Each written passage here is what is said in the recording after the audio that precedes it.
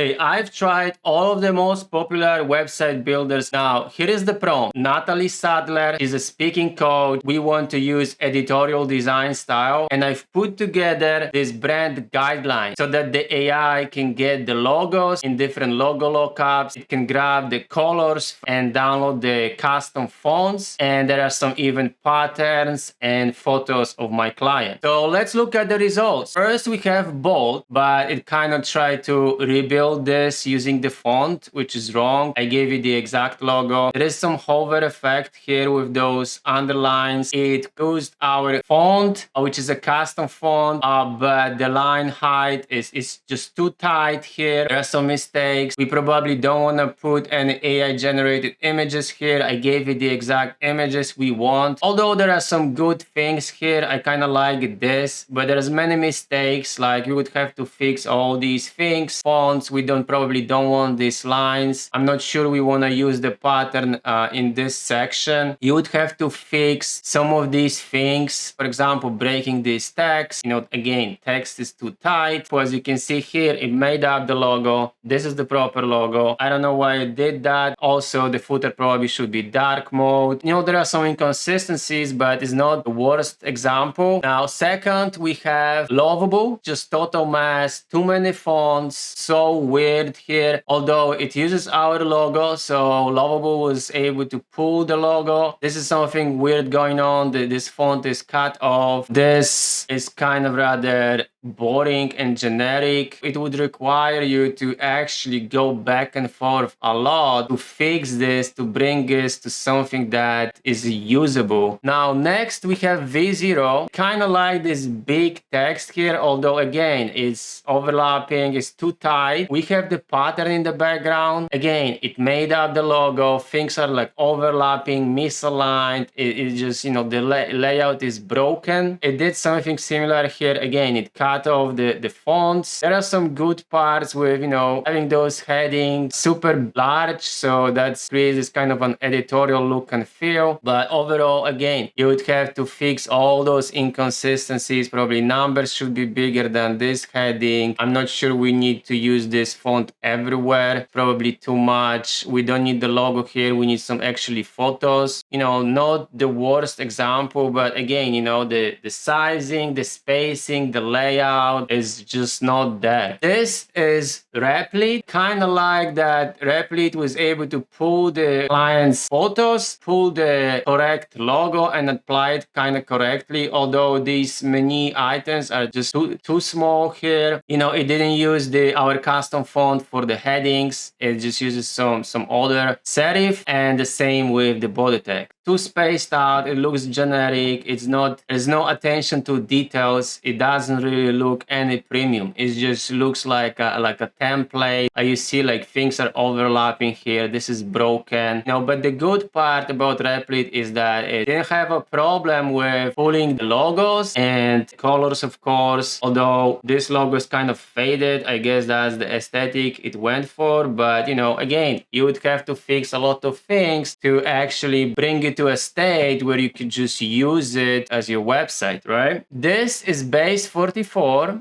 We have the correct logo, although the layout is, I like the big fonts as well. And again, everything is so tight. I didn't have a problem with pulling the photos of my client, but again, things are misaligned. Logo should be probably bigger. These fonts may be smaller. This is something weird going on. A lot of issues with typography, with the spacing that you would have to fix, that you would have to go back and forth, rethink every section. Like this is way too much. This is too lengthy. Nobody's going to read that much. And we just need to use this custom font selectively for big headings. Other than that, we want to use the sans serif, make it more legible. Those colors don't go well together. This is not actually our color. It made it up. So again, and this is kind of like, look, the footer is totally, it doesn't really match the whole design here. This is GoDaddy's Airo. Tried a few times to make it pull our actual logos and our fonts. So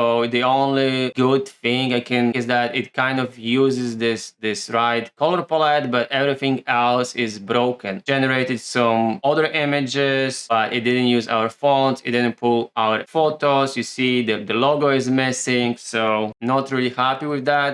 Then we have Figma Make, and the same thing with the fonts. This is some other font, you know, things are broken. Photo that it pulled from the internet. I guess it tried to look for, you know, Natalie Sadler, but I gave it the exact photo, and, you know, other AIs were able to at least pull the right photos. You see things are misaligned. The spacing should be equal here. The text should be bigger. There should be some padding from the left. There's, you know, it's not enough contrast here. And then this looks kind of weird here. It doesn't really look premium. So again, you would have to do a lot of tweaking to bring it to something that is at least usable. Now, next we have AISTUDIO. And again, same problem. It wasn't able to pull our logos nor our fonts. The only thing is that we have the colors there. But again, there is a lot of mistakes. There is some extra line. There is some missing images. Everything is cream, which is not really any creative. It should alternate between background colors. There's too much text. The headings should be bigger. So again, it's just too much fixing. I would just rather start from scratch. And by the way, why it tried to kind of recreate the style guide here, which is kind of weird. We don't want the style guide. We want a landing page for the speaking code. Then we have Framer. You know, Framer has got now this AI agent here. Framer is a professional website builder, but for some reason it wasn't able to pull the actual logos and font. Although the rest is not that bad, it's just it doesn't follow our style guide. It didn't use our font, but at least things are not that terrible. You know, we would have to fix the fonts, we'd have to fix the colors and rethink every section, but at least, you know, the layout is not broken, kind of okay, you know, nothing special. So again, still a lot of work if you want to make it usable. And then we have Webflow, and they also have this AI assistant right here. I think Webflow for some reason was the worst out of all. This is like the biggest website builder out there. Gives you full control over everything. You have everything on layers, but again, it just made up those photos, made up the logo. It didn't use our fonts, even though I gave it the exact style guide. No other AIs didn't have a problem with that. See some things are broken here. You would have to fix a lot of things. It's not really usable. I think it's the worst AI out of all of those. As I mentioned, this is a real project. You know, I've done a lot of research. Here is some of the inspiration, you know, for our website. We want to actually make it look like a magazine. We want to, you know, think about every detail, you know, develop some consistent graphics, you know. So we established this few shots of the identity, and here is my initial design for the website. So I just wanted to run an experiment. Even though I provided it with all the assets, it's just the quality is not there. So I believe that branding is super important, even more important than ever, because now anyone can create a website, but they all look generic. There's broken layout, there's inconsistencies. So if you want people to trust you, you need to build that credibility. You need to make it look professional. Now, anyone can build anything. So what really makes the difference is how you portray yourself. So you want to make yourself look professional. You want to provide some delightful experience. So at the end of the day, I just wanted to run an experiment just to show you some real results, not some made up prompts, a real client. But at the end of the day, I believe you still need a designer. You need that attention to details. If you want to make your website look premium, someone who knows how to use Figma to actually